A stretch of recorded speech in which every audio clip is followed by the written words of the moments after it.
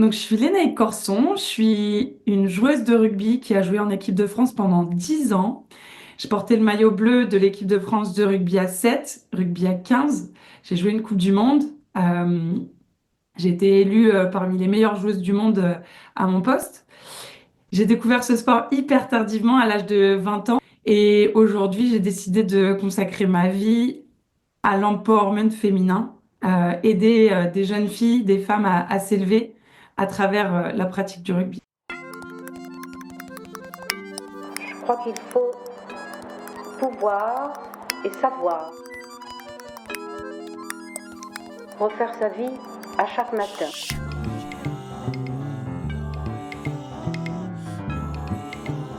C'est grandir à l'intérieur. Je crois qu'il faut se brûler. Il faut vivre, se reconquérir. Parce que les femmes sont fortes. Celles qui osent. Siffle un mec dans la rue, mets-lui une main au cul. Est-ce que tu l'as déjà fait? Celles qui osent.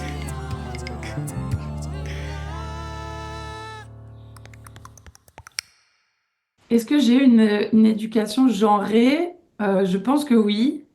Euh, oui et non.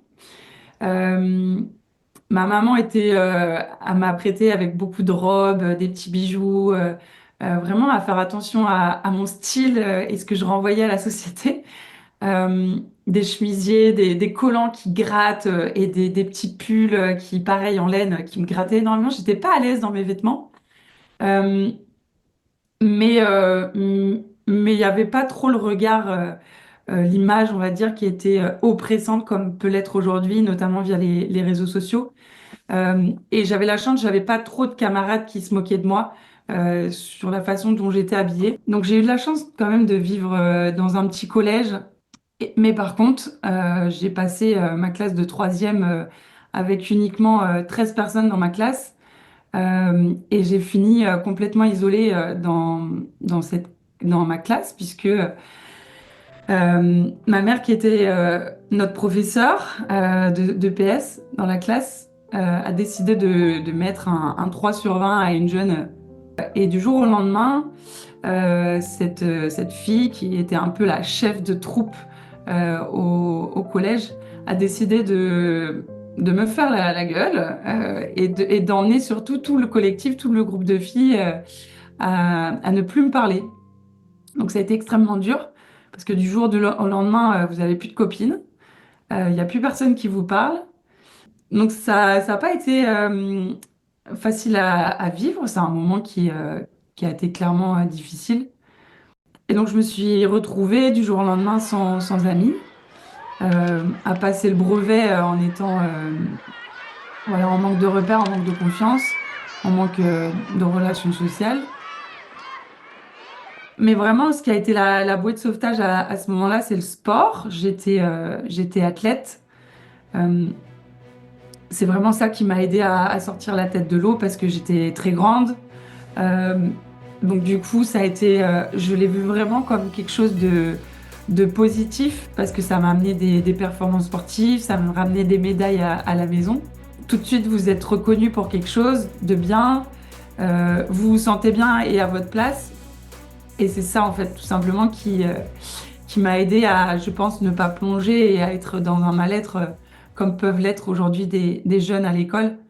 Et aujourd'hui, je pense que notre société, voilà, elle est un peu dans des moments difficiles et justement, j'ai envie d'être cette femme qui rentre aussi dans les établissements scolaires, là où elle a subi de l'harcèlement, là où elle a vraiment vécu des choses dures, euh, et vraiment envie de dire, vous n'êtes pas seule. Et en fait, je pense que le fait d'avoir eu la carrière que j'ai eue, le fait d'être écoutée, regardée, d'être passée à la télé pour des jeunes, ça veut tout dire aujourd'hui.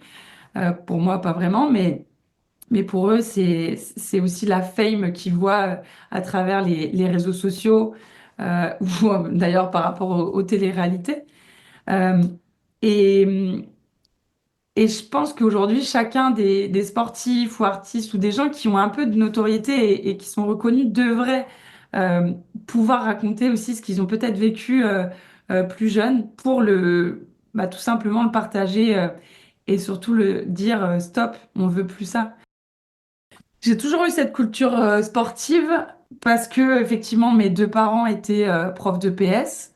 Donc forcément on a envie de plaire à ses parents. Donc quand ils m'ont dit, enfin surtout ma maman m'a dit, écoute, tu veux faire de l'athlétisme? Il y a une annonce à l'école, tu veux en faire? Je dis bah ouais, pourquoi pas? Vraiment, c'est passé comme ça. Et par contre, je me rappelle très bien le jour où elle me l'a dit. Et pourtant, j'avais 6 ans.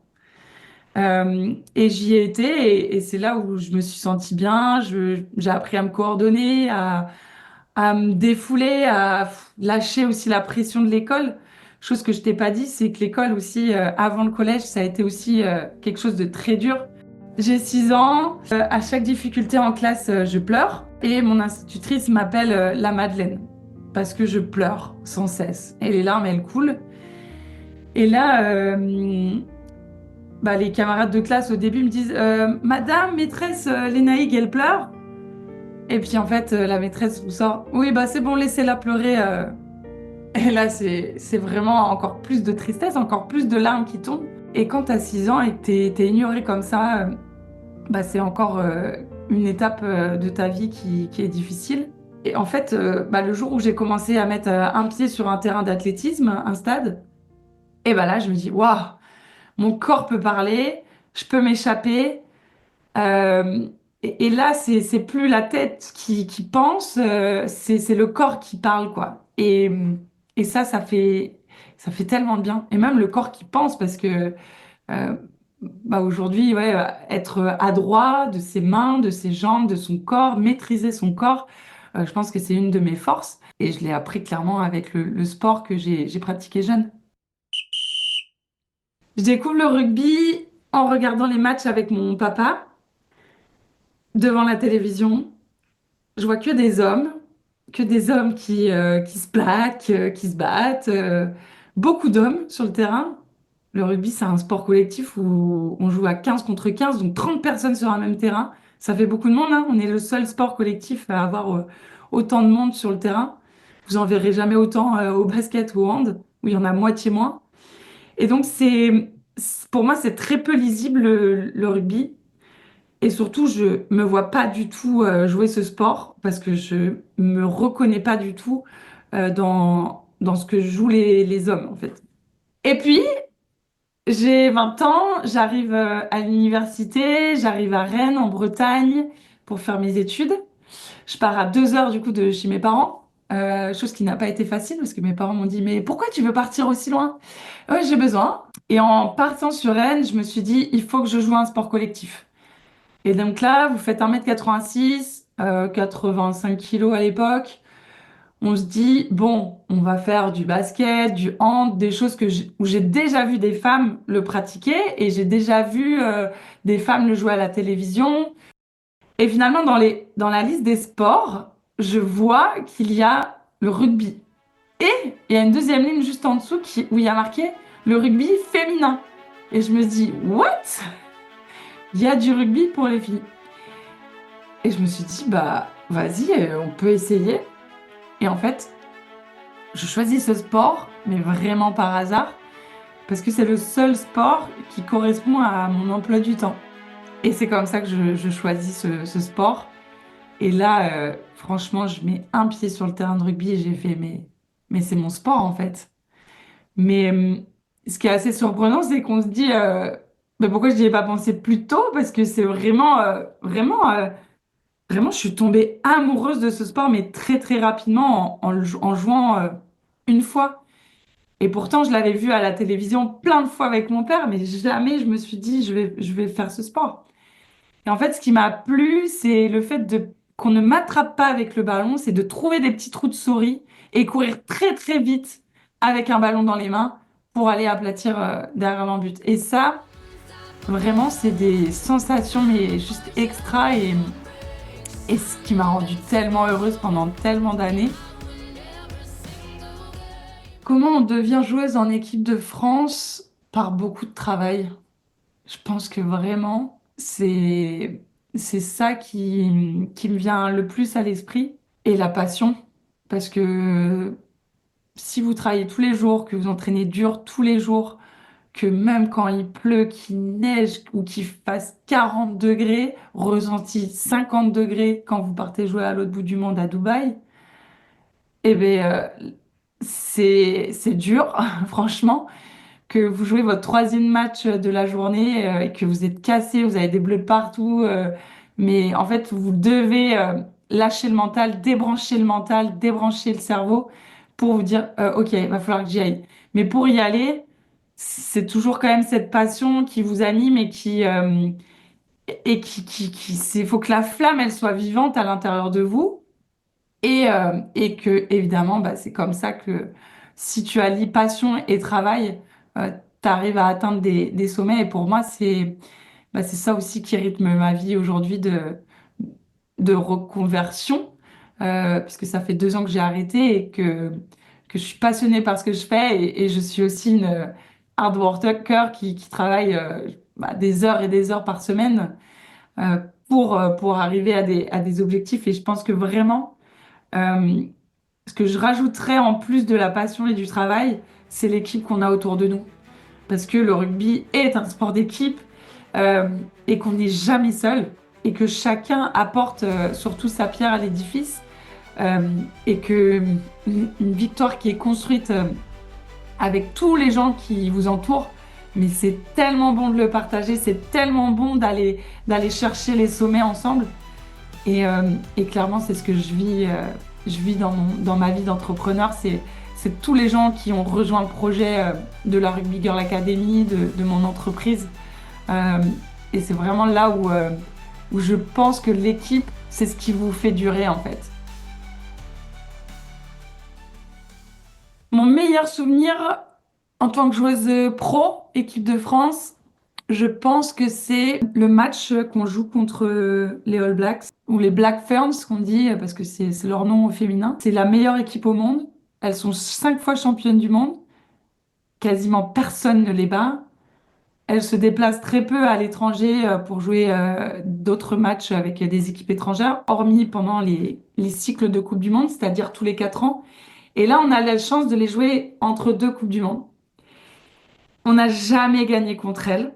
L'équipe de France a toujours perdu. Et là, franchement, on y va, mais on a une peur bleue de les jouer. On joue un premier match contre elles et on les perd. Et ce qui a été très fort, c'est que on s'est servi vraiment de cette frustration du premier match et de cette première défaite, parce que c'était voilà, un ensemble de 2 matchs. On jouait une tournée contre elles. Et le deuxième match, on s'est dit, non, mais là, c'est pour nous, en fait. Parce qu'on va aller le chercher ensemble, on va se resserrer. Et si tu veux, les Black Ferns, c'est comme les All Blacks, elles font un haka. Et nous, on s'est dit, OK, elles vont faire leur haka, OK, très bien. On les laisse, on respecte ce temps qui est un temps fort dans le milieu du rugby, qui est énormément respecté et regardé. Mais après leur haka, ce qu'on va faire, c'est que on va se resserrer, on va se mettre en cercle. Et là, on va faire un truc qui nous réunit. Et on a chanté la Marseillaise a cappella, en se regardant les yeux dans les yeux, chacune. Et là, je peux vous dire, ce moment, il est hyper fort. Les Françaises vont certainement répondre à ce haka. Regardez-les se regroupent autour de leur capitaine avec une Marseillaise pour, je dirais, contrer le haka. Regardez-les. Vous avez la voix qui tremble et on marque notre territoire, c'est nous, c'est notre groupe et on va le faire. Et on va le faire parce qu'on se regarde ensemble et qu'on a confiance dans chacune d'entre nous. Et juste ce regard qu'on se lance à nous et ce sourire qu'on a sur le visage, on sait qu'on est dedans, on sait qu'on va démarrer le match, mais très fort. Il y a eu un combat de fou et on le gagne ce match. On le gagne devant un record d'affluence en France, dans notre stade. On est en 2018, 18 000 personnes, on est à Grenoble. Il y a une osmose et une communion avec le public et on se sent tellement fiers d'être française. On se sent tellement fiers d'avoir gagné contre la meilleure équipe du monde et on se sent tellement fiers d'avoir déjoué les pronostics et d'avoir été chercher finalement l'impossible, ce que personne n'avait réussi à faire avant.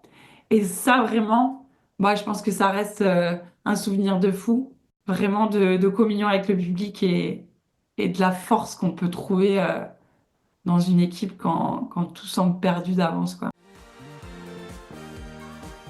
Ouais, deuxième moment de communion avec le public, je pense que c'est bien porter la flamme olympique devant sa famille. en Bretagne. Ça, c'était dingue. Vraiment, c'était dingue. Il y a une espèce de communion, mais avec tous les porteurs de flammes, vous vous rassemblez tous au même endroit. Et là, on vous raconte ce que veut dire porter la flamme olympique, toute la valeur que ça a. Et c'était aussi l'occasion, en fait, de dire au revoir à toute ma vie professionnelle, ma vie de sportive. En fait, ce qui a été très dur dans ma carrière, c'est que j'ai jamais eu l'occasion de dire merci à un club, à l'équipe de France. J'ai jamais eu en fait de dernier match où je savais que ça allait être le dernier match. L'équipe de France de rugby à 7, ça se termine, je suis en plein Covid, il y a le confinement et je décide de mettre fin à mon contrat parce que j'en peux plus. Je finis en burn-out, j'ai plus mes règles pendant 2 ans, mon corps me dit stop et moi j'en ai marre mentalement, je suis détruite. Donc je dis jamais au revoir à l'équipe de France à 7.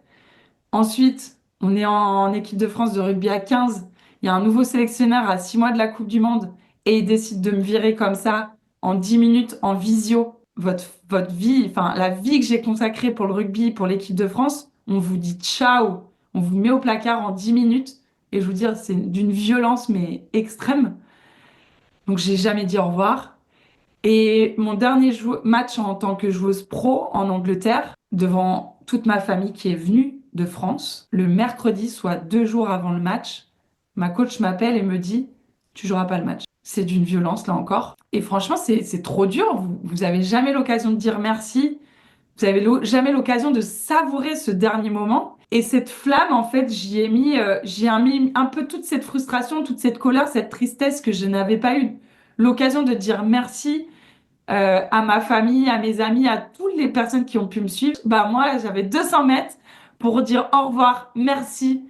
J'ai dit au revoir à ma vie de sportive et j'ai transmis l'énergie du sport jusqu'au prochain relayeur. Voilà un message pour dire merci, le sport.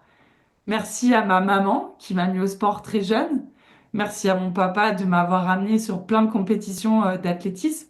Merci à mon papa d'avoir été à l'écoute à chaque fois que je finissais un entraînement de rugby. Merci à toutes les filles, les joueuses avec qui j'ai joué. Merci à tous mes entraîneurs qui m'ont permis d'être au haut niveau. Merci à toutes les personnes qui n'ont pas cru en moi et qui m'ont sorti de ma zone de confort et que je voulais prouver absolument que j'en étais capable.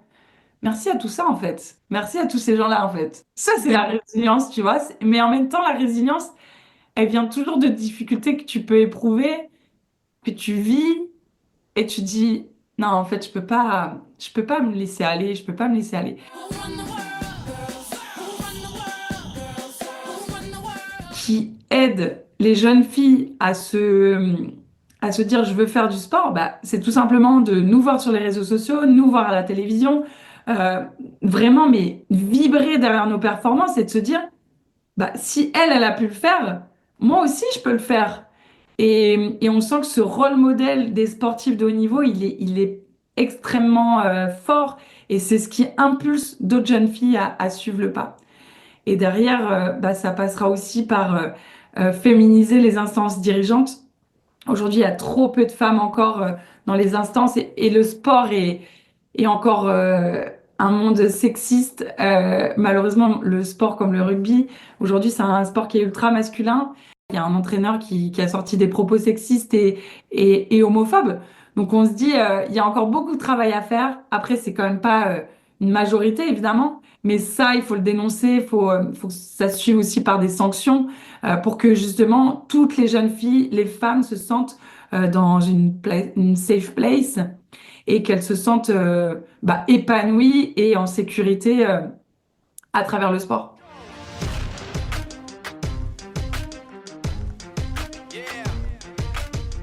Après 15 ans de vie de rugby, j'ai décidé de me reconvertir pas très loin du rugby, mais sincèrement, ça n'a pas été une évidence. Vous êtes sportif de haut niveau, on vous donne votre emploi du temps de la semaine, vous avez un staff, on vous guide tout le temps. On vous prend vos billets, on vous gère, pour tout, vous êtes géré en fait.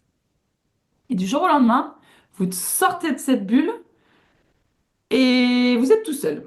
Et vous devez faire votre petit bonhomme de chemin. Et ça aussi, chez les sportifs de haut niveau, mais c'est quelque chose qui est extrêmement dur à vivre, c'est cette reconversion. Qu'est-ce que je fais après de ma vie quand ça fait 15 ans que je joue au rugby? Et je pense avoir eu en tout cas la chance, ou en tout cas j'ai pris l'opportunité de travailler en même temps que j'ai eu un contrat professionnel dans le rugby. C'est-à-dire que j'avais un contrat à 75% du temps de travail joueuse professionnelle et les 25 autres pourcents du temps, je travaillais en entreprise. Et ces 25 autres pourcents, ils m'ont permis d'aller voir autre chose, de développer d'autres compétences, de me rendre compte que finalement, les compétences dans le milieu du rugby étaient des compétences transversales pour le milieu de l'entreprise. Et donc, bah, de gagner sur des compétences managériales. Et quand j'arrête le rugby en Angleterre, je me dis, OK, toute cette expérience, c'est du plus, mais qu'est-ce que je vais en faire? Comment je vais l'utiliser? Où je veux aller? Alors, soit je peux être salarié et aller là où c'est la sécurité, c'est le confort, je sais combien je vais gagner à la fin du mois, je sais combien d'heures de travail je vais faire dans le mois. Mais par contre, toi, ce qui t'importe le plus et ce que le rugby t'a apporté, c'est le travail, la passion et le collectif. Est-ce que ça, je le retrouvais dans une vie de salarié?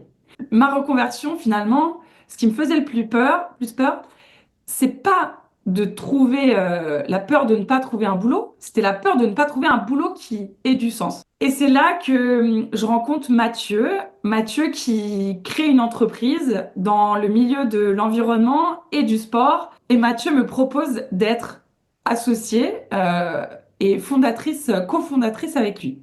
Je me dis, mais pourquoi moi?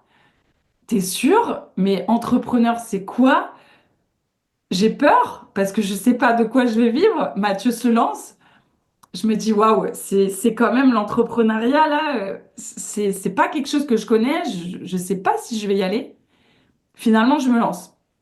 Je suis encore joueuse pro. On est vraiment dans les 3 derniers mois de ma vie professionnelle en Angleterre. Je suis dans une piole d'étudiante de 20 mètres carrés. J'ai 34 ans et je vis dans 20 mètres carrés. Donc, je termine ma carrière avec 700 pounds par mois de salaire. Donc, les conditions sont rudes. Et finalement, Mathieu, il me donne vachement de confiance. Il m'apporte des clés un peu pour me lancer. Et Mathieu, je lui dis, au bout de 3 mois, je lui dis, Mathieu, écoute, j'adore ton projet, mais pour moi, dans 4-5 mois, là, il y a une Coupe du Monde de rugby en France. Je vais travailler pour M6 et travailler à la radio pour RMC. C'est des opportunités de dingue. Et surtout, je pense que c'est une opportunité de dingue pour parler du rugby au féminin. Et donc, je lui dis, écoute Mathieu, je peux plus tout faire. Je peux plus à la fois lancer ma propre association et en même temps t'aider à cofonder la tienne. Donc, je te remercie, mais je pense ne plus être la bonne personne parce que j'ai plus autant de temps. Et donc, Mathieu a été cette main tendue, ce mec qui m'a donné vraiment de l'espoir et de me mettre beaucoup de confiance en moi, me donner, parce que clairement, je pense qu'elle était là, mais il fallait rajouter des petites pierres dans le bol de la confiance en soi. Et c'est là que je décide de créer mon asso. J'ai exactement 3 mois pour la lancer. Je crée une asso, je sais même pas comment ça marche. Il faut gérer la comptabilité, trouver des partenaires, trouver un produit qu'on va vendre, qu'on va commercialiser, qu'on va retourner dans le milieu amateur. Donc, il va falloir retourner tout en bas de la pyramide après avoir côtoyé pendant 15 ans quasiment le sommet. On redescend tout en bas et on se dit qu'est-ce qu'on peut apporter pour les filles, pour les femmes et comment ça peut se matérialiser. Et derrière, c'est comme ça que j'ai créé la Rugby Girl Academy et que j'y ai mis mais vraiment tout ce que le sport m'a apporté, tout ce que le rugby m'a donné. Et je me suis dit objectif transmission, objectif que ça puisse servir et impacter la vie de jeunes filles qui, comme moi, n'avaient pas confiance en elles et qui puissent se dire bah, je vais oser en fait, je vais oser et je vais y aller. Et ça, bah aujourd'hui, je pense que c'est ma plus grande fierté de m'être dit, bah j'ai osé me lancer dans l'entrepreneuriat. Je travaille, je sais même pas combien d'heures de travail, mais plus de 70 heures par semaine, je pense, du lundi au dimanche, que c'est mon petit bébé et que aujourd'hui, j'ai surtout envie de le partager avec d'autres. J'ai commencé, mais vraiment, j'étais seule. Franchement, je dormais 3 heures par nuit. C'est-à-dire que j'étais chez mes parents. Je suis revenue, je crois que le 2 juin, j'arrête ma carrière. Le 3 juin, je suis en France. Le 3 juin, je bosse à fond sur l'assaut. Et je rentre chez mes parents. Mes parents me font à manger. Moi, j'ai juste à me contenter de travailler jour et nuit. Je dors 3 heures. Je me couche à 3 heures du mat. Je me lève à 6. Et je mange, je me fais des pauses d'une demi-heure pour manger le midi et au repas avec mes parents. Mais c'est vraiment un truc de fou comment l'adrénaline peut nous porter et nous aider à avancer. Par contre, le gros souci, c'est que c'est pas viable. C'est pas viable. J'ai bossé comme ça pendant 5 mois, du 3 juin où j'arrête ma carrière à début novembre, où la Coupe du Monde s'arrête. Le projet de la Rugby Girl Academy est lancé. Il a été vécu super. Et tout s'arrête. Quasiment pas du jour au lendemain, mais le rythme diminue fort. J'ai même pas eu le temps de me rendre compte que j'avais arrêté d'être sportive. Évidemment, je fais plus de sport. J'en fais plus du tout. Je ne vais même pas marcher, je ne vais même pas courir. Je fais des journées, je fais même pas 1000 pas dans ma journée. Mentalement, je sais plus où j'en suis. Mentalement, je suis épuisée, je n'en peux plus. J'ai tellement tout donné que il me reste plus rien, que je sais même plus où aller. Et là, j'ai personne pour me dire, bah tiens, tu vas faire ça, c'est super ton projet. Non, il y a plus quasiment pas grand monde autour. Pourtant, j'étais surmotivée pendant 5 mois, mais ça peut pas durer. Donc c'est après une histoire de rééquilibrage, c'est une histoire de repos, c'est une histoire d'amis qui viennent vous tendre encore la main et qui viennent à votre écoute. Vraiment, j'ai vraiment trouvé, je pense, l'énergie dans d'autres actions que j'ai pu faire côté entreprise. C'était quand même du travail, mais c'était du travail qui me rendait heureuse en fait. C'était des tournages avec Surfrider, qui est une association environnementale. C'était remettre un prix pour la nuit du rugby. C'était des trucs plutôt cool qui font que ça vous redonne un peu le sourire, qui vous fait retrouver un peu de vie sociale. Et petit à petit, on se dit, allez, on va se reconstruire et on va prendre le temps. Et accepter de prendre le temps de tout ça, accepter de retrouver des routines, retrouver la place du sport dans ma vie aussi. Et ça, bah, c'est ce qui m'a sauvé un peu de cette fin de carrière qui a été heureuse et malheureuse un peu. It's a new dawn, it's a new day, it's a new life for me, and I'm feeling good. Après 2 ans de création de l'association Rugby Girl Academy et de mon entreprise Impact Player, qui fait voilà, des conférences et des team building en entreprise, où je me sers vraiment de tout ce que le rugby m'a appris sur la cohésion d'équipe, le leadership, la résilience. Euh, Aujourd'hui, je suis heureuse, j'ai des clients, j'ai des gens qui me font confiance, j'ai une équipe autour de moi, je sais où je vais, je planifie, j'organise, j'échéance, parce que j'avais tendance à tout mettre sur une même période. Et là, je me dis non, on va faire des objectifs par trimestre. Et savoir déléguer aussi. Je pense que ça, ça a été le plus dur et c'est peut-être une des plus grandes réussites en 2 ans, c'est de savoir déléguer au reste de mon équipe et savoir dire là j'en ai trop, je délègue. Ça, je peux dire à quelqu'un d'autre de le faire et pas tout porter sur ses épaules. Et vraiment aujourd'hui, c'est là où je me sens le mieux et surtout de retrouver une vie perso, même si on travaille 70 heures par semaine, c'est comment retrouver quand même la place du sport, des moments avec son chéri, des moments où je cuisine parce que j'adore cuisiner, bricoler. Donc vraiment des choses qui me fassent plaisir, qui me font plaisir. Et retrouver un petit peu aussi les balades, les randos, la nature. J'ai un jardin, retrouver aussi le goût de mettre les mains dans la terre. C'est quelque chose qui me fait extrêmement du bien.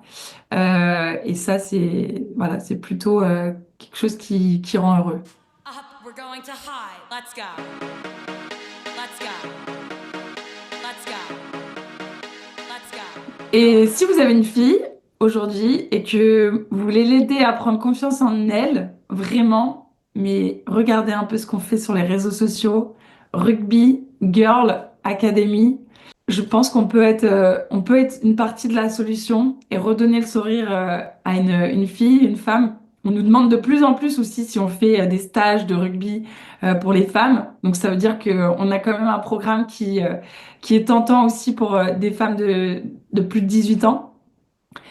Et puis, si vous avez aussi envie de retrouver dans votre entreprise plus de cohésion, d'envie d'aller chercher de nouveaux objectifs, de soulever les montagnes ensemble, et surtout peut-être d'aider les femmes à tout simplement investir les sommets de votre entreprise, et ben, je suis là. Je peux vous partager justement mon expérience et surtout en retirer les clés qui vont vous aider à faire toute la différence et à oser. Cette interview vous a été proposée par le webzine Celle qui ose. Vous l'avez apprécié ? Alors n'oubliez pas de le noter et de nous laisser un commentaire. Remercions Christian Toucas pour le jingle, nos invités pour leur temps et bien sûr vous qui nous écoutez. On se retrouve très vite pour un prochain épisode.